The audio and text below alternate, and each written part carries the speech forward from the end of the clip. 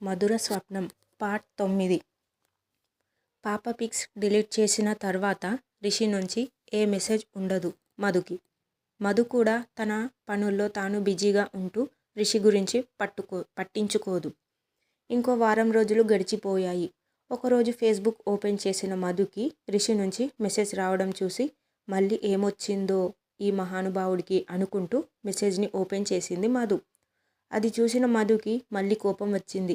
ఇంతకీ మెసేజ్ ఏంటి అంటే, నీకు ఫేస్బుక్ అవసరమా, డీయాక్టివేట్ చేయు అని ఉంది. ఆ మెసేజ్కి మధు మనసులో, వీడు బాగా ఆడేసుకుంటున్నాడు నాతో, నేను ఫేస్బుక్ యూజ్ చేస్తే వీడికేంటి నొప్పి, అసలు నా మీద వీడి బోడి పెత్తనమేంటి అని తిట్టుకుంటూ, అసలు నీ ప్రాబ్లం ఏంటి అని మెసేజ్ పెట్టింది. దానికి అటు నుంచి రిప్లై ఇలా ఉంది: అన్నిటికీ రీజన్ చెప్తే కానీ చెయ్యవా? రీజన్ చెప్పినా చెయ్యను అంది మధు. ఎందుకు చెయ్యవు అని రిషి అడిగాడు. ఎందుకు చెయ్యాలి అని మధు అంది. సరే, ఈ ఫేస్బుక్ నీకు సెట్ కాదు అన్నాడు రిషి. నీకు సెట్ అవుతుందా అని మధు అడిగింది. ఇప్పుడు నీతో గొడవ పడే ఓపిక నాకు లేదు, చేస్తావా చెయ్యవా అని రిషి కోపంగా అన్నాడు. చెయ్యను అని మధు అనేసింది. ఉష్, నీకు వాట్సాప్ ఉంటుందిగా, అది యూజ్ చేసుకో, అక్కడ అంతా మీ వాళ్ళు ఉంటారు అని రిషి అంటాడు. అంటే అని వెటకారంగా అడుగుతుంది మధు. నీకు అక్కడ ఏ ప్రాబ్లం ఉండదు అని రిషి అంటాడు. ఇక్కడ కూడా ఏం ప్రాబ్లం లేదు మీతో తప్ప అని మధు అంటుంది. అవునా అని షాకింగ్గా రిషి అంటాడు. హా అని మధు సమాధానం ఇస్తుంది. ఫేస్బుక్ని నువ్వు హ్యాండిల్ చేయలేవు, ఎవడన్నా వెధవ తగిలితే అప్పుడు ఏడుస్తావు. నేను చూసుకుంటాలే, నా గురించి మీరు ఎక్కువ ఆలోచించకండి అంటూ మధు ఆఫ్లైన్ చేసేసింది. రిషి కూడా మధులాగే మొండిఘటం, ఏదన్నా తలుచుకున్నాడు అంటే వదిలిపెట్టాడు. కానీ అక్కడ ఉంది మధు అని తనని అంత ఈజీగా ఒప్పించలేడని రిషికి కూడా త్వరగానే అర్థమయ్యింది. వీళ్ళిద్దరూ మాట్లాడుకునేది తక్కువ, పోట్లాడుకునేది ఎక్కువ అయ్యింది. ఒకరోజు స్కూల్ నుంచి ఇంటికి వచ్చిన పాప మధు ఒళ్ళో పడుకుంది. మధుకి పాప ఒళ్ళు వేడిగా ఉందని ఇంట్లో ఉన్న ఫీవర్ టాబ్లెట్ను వేసింది. కొంచెం టైంకి ఒళ్ళు చల్లపడింది పాపకి. పర్వాలేదు, తగ్గింది అనుకుంటూ ఆ రోజు పాపకి భోజనం పెట్టకుండా పాలు తాగించి పడుకోపెట్టింది మధు. ఉదయం లేచి పాప మీద చెయ్యి వేసి చూసిన మధుకి పాప ఒళ్ళు వేడిగా సెగలు వెళ్ళడం చూసి కార్తిక్కి చెప్పింది. కార్తిక్ మధు పాపని రెగ్యులర్గా వాళ్ళు చూపించే హాస్పిటల్కి తీసుకువెళ్లారు. బయలుదేరేటప్పుడు మధు పాపకి ఫీవర్ టాబ్లెట్ వేయడంతో హాస్పిటల్కి వెళ్ళే టైంకి ఫీవర్ నార్మల్గా ఉండేటప్పటికీ డాక్టర్ టెస్ట్లేమీ చేయకుండా నార్మల్ ఫీవర్ అని టాబ్లెట్ ఇచ్చి పంపించేశాడు. ఇంటికి వచ్చిన తర్వాత పాపకి మళ్ళీ ఫీవర్ ఎక్కువ అయ్యింది. మధు డాక్టర్ ఇచ్చిన మెడిసిన్ వేసింది, కానీ ఫీవర్ తగ్గడం లేదు. మరుసటి రోజు కార్తిక్ ఇంట్లో లేడు. పాపకి ఫీవర్తో పాటు వాంతులు కూడా మొదలయ్యాయి. బాగా నీరసించిపోయి మధు కదిలించినా పలకడం లేదు. అంతే, మధు గుండె ఒక్క క్షణం ఆగిపోయింది. వెంటనే ఏడుస్తూ కార్తిక్కి ఫోన్ చేసింది. కార్తిక్ వెంటనే వస్తున్నానని చెప్పాడు. కార్తిక్ వచ్చి పాపను ఎత్తుకొని కిందకు తీసుకెళ్లాడు. మధు బైక్ మీద వెనుక కూర్చొని పాపని గట్టిగా పట్టుకుంది. పాప ఎక్కువగా కదలక పోవడంతో మధు పాపని పలకరించడానికి, చిన్ను ఫీవర్ తగ్గిన తర్వాత ఈ గుడికి వద్దామా నాన్న అని అడిగింది, అటుగా ఉన్న అభయాంజనేయ స్వామి గుడిని చూపిస్తూ. దానికి పాప కళ్ళు తెరవకుండానే అని అంది. మధు మనసులో దేవుడిని వేడుకుంది పాపకి ఫీవర్ తగ్గించమని. హాస్పిటల్కి వెళ్ళాక పాపని చూసిన డాక్టర్ పాపని హాస్పిటల్లో అడ్మిట్ చేయాలని చెప్పారు. పాపకి కడుపులో నొప్పి కూడా వచ్చింది. హాస్పిటల్లో అడ్మిట్ చేయాలి అన్న మాట వినగానే మధు పెద్దగా ఏడవటం మొదలుపెట్టింది. కార్తిక్ కూడా చాలా భయపడ్డాడు. డాక్టర్కి మధు కార్తిక్ బాగా పరిచయం ఉండటం వల్ల మధు కార్తిక్లకి పాప ఒకటే అని తెలుసు. మధు ఏడవటం చూసిన డాక్టర్, ఏడవకండి, చిన్న టెస్టులు చేయటం కోసం అంతే, పాపకి ఏం కాలేదు, తను బాగుంది అని నచ్చచెప్పారు. అయినా మధుకి ఏడుపు ఆగటం లేదు. కార్తిక్ పరిస్థితి కూడా అలానే ఉంది. మధుకి ఏం కాదు అని నచ్చచెప్తూ తాను కూడా కన్నీళ్లు పెట్టుకున్నాడు. చిన్న ఫీవరే కదా అని కార్తిక్ ఎక్కువ మనీ తీసుకురాలేదు. జేబులో 5,000 మాత్రమే ఉన్నాయి. బయటకు వెళ్దాం అంటే భయంతో మధు కార్తిక్ని ఎక్కడికి వెళ్ళనీయడం లేదు. మధు కార్తిక్ ఫోన్ను తీసి మధు వాళ్ళ అమ్మకు, కార్తిక్ వాళ్ళ అమ్మకు ఫోన్ చేశారు. మధు వాళ్ళ అమ్మ అయితే పాపకి అలా అవ్వడానికి మధుయే కారణం అని ఫోన్లోనే ఏడుస్తూ ఏడుపులోనే మధుని తిట్టడం మొదలుపెట్టింది. టైంకి పెట్టవు చేయవు అని తిట్టి మధు ఫోన్ కట్ చేసి కొడుకుకు ఫోన్ చేసి ఏడుస్తూ పాపని అడ్మిట్ చేసిన విషయం చెప్పింది.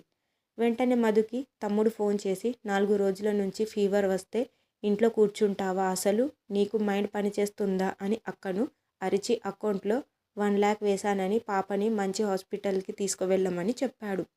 అమ్మను పంపిస్తున్నా అని పాపకి ఎలా ఉందో అరగంటకి ఒకసారి ఫోన్ చేసి చెప్పమని చెప్పాడు.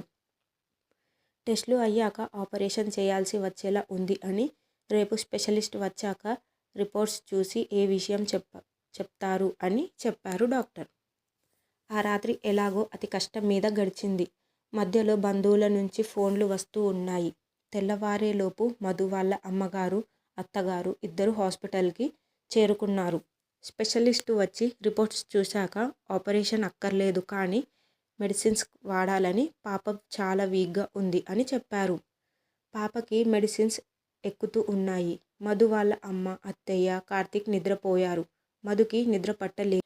పాప కాళ్ళ దగ్గరే కూర్చుంది. అర్ధరాత్రి పాప కదలడంతో మధు పెద్దగా గావు కేకలు వేసింది. అంతే. హాస్పిటల్ స్టాఫ్, మధు వాళ్ళ అమ్మ, అత్తయ్య, కార్తిక్ ఒక్కసారిగా లేచి పాపని కదిలించారు. చాలాసేపటికి వరకు కదలిక లేకపోవడంతో సిస్టర్ గట్టిగా ఒక దెబ్బ వేసింది కాళ్ళ మీద. అప్పుడు కొంచెం కదిలింది పాప. మెడిసిన్స్కి మత్తు వస్తుంది అని భయపడాల్సిందేమీ లేదని సర్ది చెప్పింది. అయినా మధుకి కంగారు తగ్గక తెల్లవార్లు పాపని చూస్తూ అలాగే కూర్చుంది. పాప నిదానంగా కోలుకోవడంతో మధుకి కూడా టెన్షన్ తగ్గి నిదానంగా ఉంది. హాస్పిటల్లో ఏమీ తోచక ఫేస్బుక్ ఓపెన్ చేసిన మధుకి రిషి నుంచి మెసేజ్లు ఉండటం చూసింది. ఎక్కడ ఉన్నావు, ఎలా ఉన్నావు, అందరూ బాగున్నారా అంటూ చాలా మెసేజ్లు ఉన్నాయి. మధు పాపకి బాగోలేదని హాస్పిటల్లో ఉన్నామని చెప్పింది. పాపకి బాగోకపోతే ఫేస్బుక్లో ఏం చేస్తున్నావు అనే మెసేజ్ చూసి మధుకి పిచ్చి కోపం వచ్చింది. అసలు నీకు చెప్పాను చూడు, నాకు బుద్ధి లేదు అంటూ ఆఫ్లైన్ చేసింది మధు. మరుసటి రోజు ఫేస్బుక్ ఓపెన్ చేసిన మధుకి రిషి నుంచి మెసేజ్, నీకు బుద్ధి లేదు అని ఉంది. మధు రిప్లై ఇవ్వకుండా సైలెంట్గా ఉంది. ఈ టైంలో ఆన్లైన్ ఉన్నావేంటి అని మెసేజ్ చేశాడు రిషి. మధు ఏం రిప్లై ఇవ్వలేదు. పాపకి ఎలా ఉంది అని మళ్ళీ మెసేజ్ చేయడంతో మధుకి జాలి వేసి పాపకి సెలైన్ ఎక్కుతుంది, అందుకే మెలకువగా ఉన్నాను అని చెప్పింది. మీ వాళ్ళు లేరా హాస్పిటల్లో అని అడిగాడు రిషి. నిద్రపోతున్నారు అని చెప్పింది మధు. మధుతో పాటు 3 రోజులు 1 గంట వరకు అలాగే ఆన్లైన్లో ఉన్నాడు రిషి. మధుకి నిదానంగా రిషి మీద ఉన్న కోపం తగ్గుతూ ఉంది. పాపని హాస్పిటల్ నుంచి ఇంటికి తీసుకువచ్చారు. 2 రోజులు ఉండి మధు వాళ్ళ అమ్మగారు, అత్తయ్య గారు వెళ్ళిపోయారు. పాప కూడా నార్మల్ అయ్యి స్కూల్కి వెళ్ళింది. హాస్పిటల్లో మధుతో ఎక్కువ టైం ఉండటం వల్ల రిషికి మధుకి ఏదో చెప్పాలని ఉంది. ఒకరోజు మెసేజ్లో మధుతో నేను జర్నలిస్ట్ని కాదు అని చెప్పాడు. మధు కొంచెం ఆశ్చర్యంగా అవునా అని అంది. అవును అన్నాడు రిషి. మరి అలా ఎందుకు పెట్టావని అడిగింది. రిషి మాట్లాడాడు. తనకి వేరే అకౌంట్ ఉందని, తాను డిప్లొమా 2nd ఇయర్ స్టూడెంట్ని అని చెప్పాడు. డిప్లొమా నా అంటే 17-18 ఇయర్స్. ఓరి పిల్ల వెధవ, ఎన్ని ఆటలు ఆడావురా నాతో అనుకుంటూ రిషి చెప్పేది వింటూ ఉంది. ఫస్ట్లో నువ్వు ఫేక్ అనుకున్నాను, తర్వాత కాదు అని తెలిసినా నేనంటే నీకు కోపం.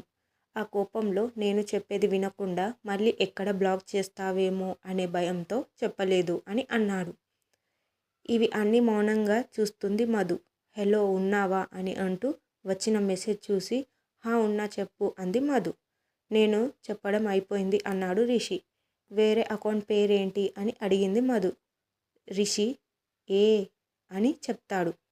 మధు సెర్చ్లో రిషి అకౌంట్ని చెక్ చేసింది. తను ఫ్రెండ్గా ఉన్న అకౌంట్లో ఒక్క పిక్ లేదు, కానీ ఆ అకౌంట్ అంతా పిక్స్తో నింపేశాడు. సోదిమొహం అనుకుంటూ చూసింది. 18 ఏళ్ల పిల్లోడు, అప్పుడే వస్తున్న మీసాలు గడ్డాలతో చూడటానికి చాలా బాగున్నాడు. మధుకి మాత్రం వాడిని చూసిన సంతోషం కంటే ఇన్ని రోజులు వీడితోనా నేను తిట్లు తిన్నది, చెప్తా వీడి పని అనుకుంటూ ఉంది మనసులో.